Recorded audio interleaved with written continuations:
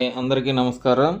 ఈరోజు మనం ఈ వీడియోలో గ్రామ వార్డు సచివాలయ ఉద్యోగుల యొక్క బదిలీలు మరియు రేషనలైజేషన్కి సంబంధించి ప్రభుత్వం విడుదల చేసిన జీఓఎంఎస్ నెంబర్ 5 డేటెడ్ 12/6/2025 ప్రకారం ఈ సచివాలయ ఉద్యోగుల బదిలీలు ఏ విధంగా జరుగుతాయి, బదిలీలకు ఎవరెవరు అర్హులు, అదేవిధంగా బదిలీల్లో ప్లేస్ అలాట్మెంట్ సమయంలో ఎవరెవరికి ప్రాధాన్యతనిస్తారు, అదేవిధంగా ఈ బదిలీల ద్వారా రేషనలైజేషన్ అయిన తర్వాత సచివాలయాలకు శాంక్షన్ చేసిన పోస్టులు మాత్రమే ఫిల్ చేస్తారు. కాబట్టి బదిలీల ప్రక్రియ పూర్తయిన తర్వాత మిగులు సిబ్బంది ఎక్కడ పనిచేయాలి అనే వివరాలను ఈ వీడియోలో చూద్దాం.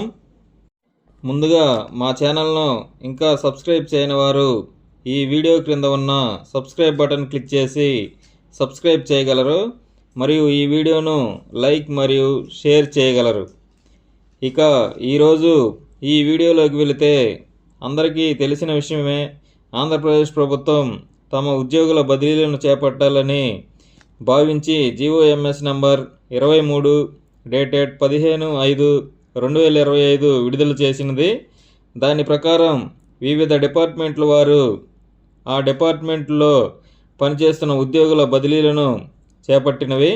ఈ క్రమంలో గ్రామ వార్డు సచివాలయ ఉద్యోగులకు సంబంధించి బదిలీలు 30/6/2025 లోపు పూర్తి చేయుటకు గ్రామ వార్డు సచివాలయ శాఖ ప్రభుత్వం అనుమతి తీసుకున్నది. ఈ బదిలీలకు సంబంధించి ప్రస్తుతం ఈ జీఓఎంఎస్ నెంబర్ 5 ప్రకారం కొన్ని మార్గదర్శకాలను విడుదల చేసింది. ఈ మార్గదర్శకాల ప్రకారం ఈ బదిలీలతో పాటు రేషనలైజేషన్ కూడా పూర్తి చేయాలని నిర్ణయించినది. ఇందులో భాగంగా గ్రామ వార్డు సచివాలయ ఉద్యోగులు ఎవరైతే 31 మే 2025 నాటికి ఒకే సచివాలయంలో 5 సంవత్సరాల సర్వీస్ పూర్తి చేసుకుంటారో వారు తప్పనిసరిగా బదిలీ అవ్వాలని తెలియజేసినది. అదేవిధంగా 5 సంవత్సరాల సర్వీసు పూర్తి కాని ఉద్యోగులు కూడా రిక్వెస్ట్ బదిలీలకు అప్లై చేసుకోవచ్చు అని తెలియజేశారు. ఇక్కడ గ్రామ వార్డు సచివాలయ ఉద్యోగులకు ఒక సందేహం వస్తుంది. మిగిలిన ప్రభుత్వ ఉద్యోగులు ఒక ఊరిలో లేదా మున్సిపాలిటీలో 5 సంవత్సరాలు పూర్తి చేసుకుంటే స్టేషన్ సీనియారిటీ 5 సంవత్సరాలు పూర్తి అయినదని భావించి మరో గ్రామం లేదా మున్సిపాలిటీకి బదిలీ చేస్తారు కదా, మరి మా విషయంలో స్టేషన్ సీనియారిటీగా దేనిని పరిగణిస్తారు? 5 సంవత్సరాల సర్వీస్ పూర్తి చేసుకున్న గ్రామం లేదా మున్సిపాలిటీ తీసుకుంటారా, లేక 5 సంవత్సరాల సర్వీస్ పూర్తి చేసుకున్న సచివాలయం స్టేషన్స్గా పరిగణిస్తారా అని అడుగుతున్నారు. ఇక్కడ ప్రభుత్వం ఎవరైతే విలేజ్ వార్డు సచివాలయాల్లో 5 సంవత్సరాల సర్వీసు పూర్తి చేసుకున్నారో వారు తప్పనిసరిగా బదిలీ అవ్వాలని సూచించింది. కాబట్టి ఇక్కడ స్టేషన్ అంటే మీరు పనిచేస్తున్న సచివాలయాన్ని పరిగణిస్తారు అని తెలియజేశారు.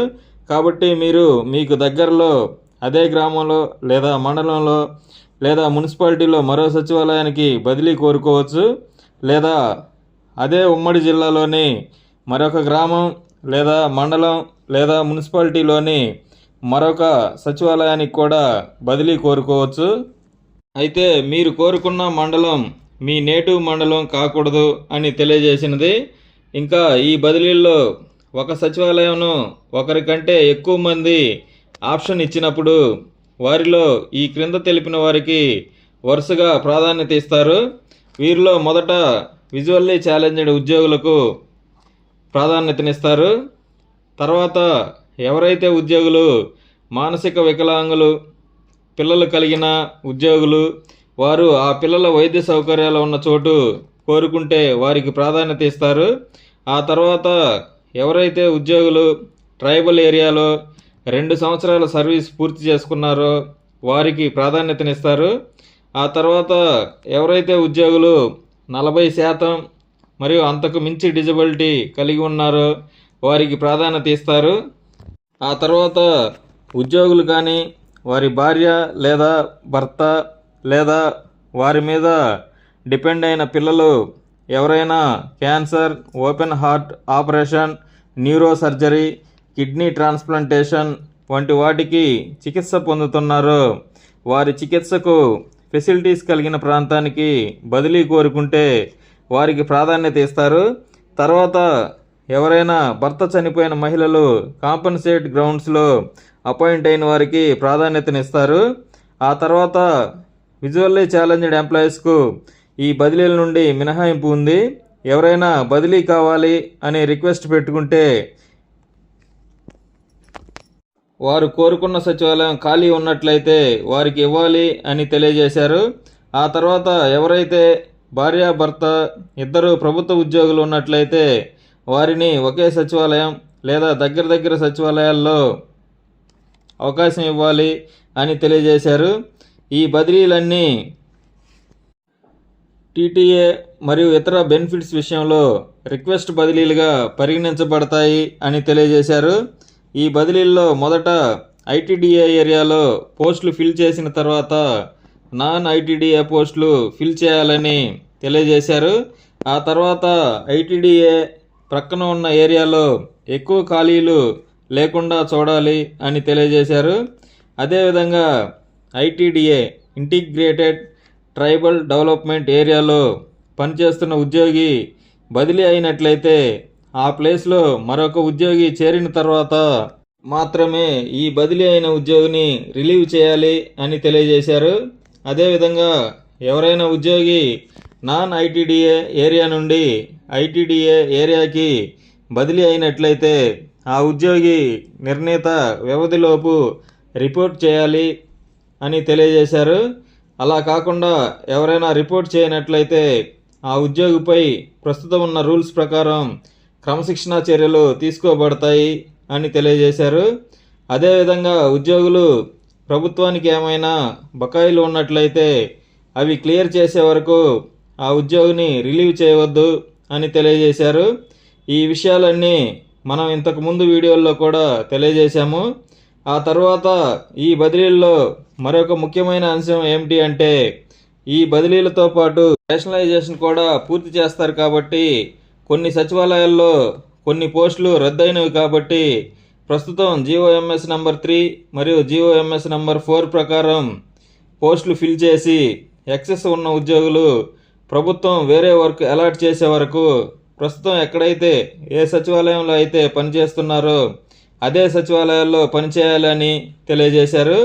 అయితే ఈ బదిలీలకు ఎలా అప్లై చేసుకోవాలి, ఎక్కడ అప్లై చేసుకోవాలి అనే వివరాలు గ్రామ వార్డు సచివాలయ డిపార్ట్మెంట్ వారు త్వరలో తెలియజేస్తాము అని తెలియజేశారు. ప్రస్తుతం అయితే గతంలో ట్రాన్స్ఫర్స్ అప్లై చేసుకునేందుకు ఉద్యోగి యొక్క హెచ్ఆర్ఎంఎస్ పోర్టల్లో ట్రాన్స్ఫర్ మాడ్యూల్ ఉంచారు. ప్రస్తుతం ఆ ట్రాన్స్ఫర్ మాడ్యూల్ తీసివేశారు. అప్డేట్ చేసి తిరిగి ఎనేబుల్ చేసే అవకాశం ఉంది. ఇదండి ఈ వీడియో. మొత్తానికి ఈ జీవోతో చాలామంది ఉద్యోగుల్లో ఉన్న ఒక సచివాలయం నుంచి మరొక సచివాలయానికి మారాలా లేక ఒక మున్సిపాలిటీ నుంచి మరో మున్సిపాలిటీకి మారాలా అనే సందేహంపై క్లారిటీ అయితే వచ్చింది. దీని ప్రకారం ఉద్యోగి అదే మున్సిపాలిటీలోని మరొక సచివాలయానికైనా మారవచ్చు లేదా ఉమ్మడి జిల్లాలోని మరో మున్సిపాలిటీలోని సచివాలయాన్నైనా ఎంచుకోవచ్చు. ట్రాన్స్ఫర్స్ అప్లై చేసుకునే విధానంపై ఎటువంటి అప్డేట్ వచ్చినా మన ఛానల్లో అప్డేట్ చేస్తాము. మా ఛానల్ను సబ్స్క్రైబ్ చేసి ఈ వీడియోను లైక్ మరియు షేర్ చేయగలరు. Thanks for watching. Thanks to everyone.